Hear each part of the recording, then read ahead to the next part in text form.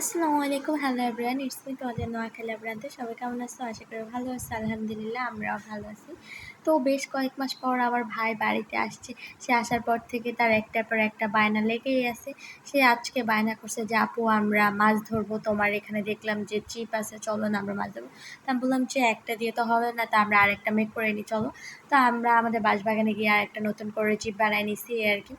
তো এই যে আমরা দুই ভাই বোন মিলে চলে গেছি আমাদের পুকুরে মাছ ধরার জন্য।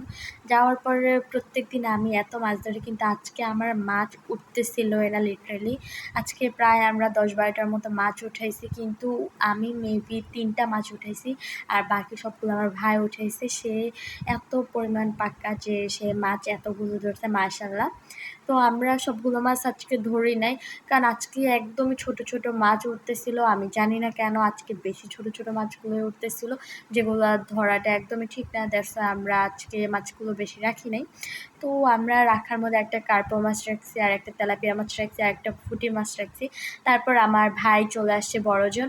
আসার পর সেই তো শুরু করছে, তোমরা এখানে কি করতেছো, মাছ ধরতেছো কেন এখন এত। তো আমরা পরে আর ভিডিও করে নাই।